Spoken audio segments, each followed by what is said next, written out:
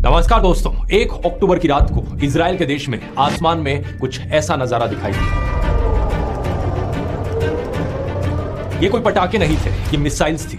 180 से ज्यादा ballistic missiles जो इजराइल के ऊपर छोड़ी ईरान के देश ने। इन मिसाइल्स को लॉन्च करने का ऑर्डर सीधा ईरान के हेड ऑफ स्टेट और सुप्रीम लीडर अयतुल्ला अली खमेनी ने दिया था। ईरान की IRGC Islamic revolutionary guard corps, जो कि इनकी आर्मी का एक हिस्सा है, उनके अनुसार 90% से ज्यादा मिसाइलों ने अपना टारगेट सक्सेसफुली हिट किया। लेकिन दूसरी तरफ इजराइल देश का कहना है कि ज्यादातर मिसाइलें एक्चुअली में इंटरसेप्ट कर ली गई थी इजराइल के एयर डिफेंस सिस्टम के द्वारा। इन मिसाइल्स की वजह से जो तबाही मची उसकी कई इमेजेस सामने आई। ये क्रेटर्स आप देख सकते हैं। एक ये देखिए 30 फीट गहरा क्रेटर मोसाद के हेडक्वार्टर्स के एकदम बाहर। सदर्न इजराइल में एक नेगेव का रेगिस्तान है जहां पर इजराइल का बड़ा मिलिट्री बेस है। कई सारी मिसाइल्स वहां जाकर भी लगी। हालांकि इजराइल का कहना है कि उनको मिनिमल डैमेज पहुंचा इस हमले से, लेकिन फिर भी इजराइल के प्रधानमंत्री नेतन्याहू का कहना है कि वो इसका जवाब देंगे। Iran made a big mistake tonight, and it will pay for it. The regime in Iran does not understand our determination to defend ourselves and our determination to retaliate against our enemies. सबसे बड़ा सवाल यहाँ पर ये कि आखिर Iran कैसे involve हो गया इस वॉर में। पिछले साल हमास के हमले से शुरू हुई ये वॉर अब कई देशों के बीच फैल चुकी है। इजराइल ना सिर्फ पैलेस्टाइन पर हमला कर रहा है बल्कि लेबनान पर भी अटैक हो रहा है। हमास, हिजबुल्लाह और हुतीज जैसे कई सारे पैरामिलिट्री ग्रुप्स और आतंकवादी संगठन भी इस युद्ध में हिस्सा ले रहे हैं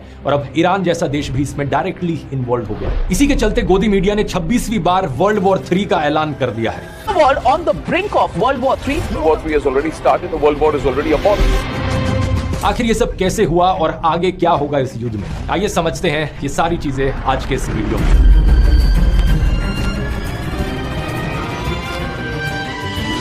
ये बात सच है कि इस वॉर में कई सारे देश इन्वॉल्व हो चुके हैं और अगर हालात इसी तरीके से बिगड़ते रहे तो ये धीरे धीरे एक रीजनल वॉर बन सकती है मिडिल ईस्ट में।